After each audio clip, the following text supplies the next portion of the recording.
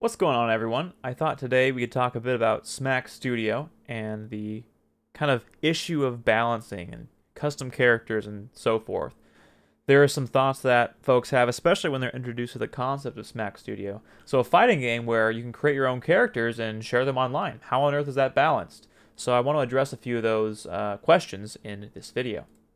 So for those of you unfamiliar, Smack Studio is a platform fighting game that has kind of the sandbox component where you can kind of add whatever characters you want. You can make whatever characters you want. Very soon you'll have that capability with stages as well. And it's kind of any Smash modders that might be watching it, this is kind of like made for you. So if you're a modder and you've wanted to kind of make your own characters and stuff, this game is tailor-made for someone like you. It's also super beginner friendly, so if you've never made characters before, you've never done artwork, this is a great way to get started, right? But of course, gameplay-wise, you have something very similar to a platform fighting game like Smash, right? Well, so people very quickly are like, wow, this is fantastic. You have complete unlimited freedom to make what you want. How on earth do you keep the characters balanced? Well, a few things. With the game, there's going to be a base roster of characters, and those will always be balanced to our standard. We want to make a character roster that any character is viable, and we will strive to do that to the best of our abilities. But ultimately, we know that whatever competitive community emerges will have their own ethos. A meta will develop from there, and we don't want to do too much to kind of try to shape that. We're a big fan of like having the community kind of create their own rules and all that. That being said, what we found is the characters that are the most popular, the most downloaded, the most liked, the most replayed on the workshop are the ones that adhere to the same standard of balance that our base character roster is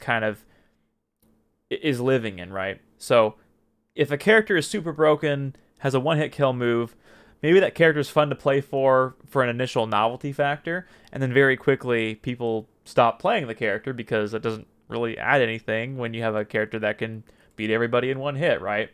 So to kind of recap, how is the game balanced? Well, we don't impose any restrictions on that. We do have recommendations. For example, if we know that you're uploading a character and it doesn't have a hitbox, meaning it's invincible, we're going to say, hey, just so you know, your character's partially invincible. We don't really think that's a great experience. We'd recommend you don't do that. We don't stop people from doing it. But what people will find is the most balanced characters are the ones that people play the most, and thus the ones that rise to the top. The ones that are more gimmicky are definitely fun, and there's a place for it. There's definitely, you can download 100 ridiculous characters and have a whole great time just playing ridiculously broken characters, and that is fun and for its own sake, for sure.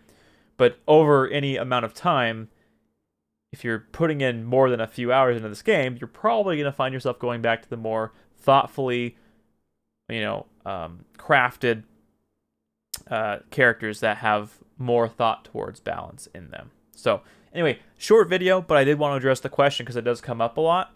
And if you're interested in character balance or checking out the game, you 100% should. Smackstudio.com, Smack Studio on Steam.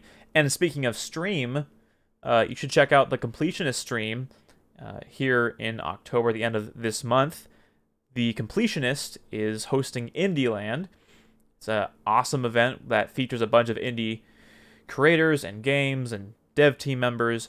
And definitely check out that stream, especially from 9 p.m. on, I believe it's Friday, 9 p.m. Pacific Daylight Time. And if you check it out on the 27th, on that initial night, you will see our team playing with Gerard and co. And it should be a good time. We have a few surprises as well that we were going to reveal. So anyway, check that out. I'll provide a link to that. And thank you so much for watching. I'll catch you guys in the next video.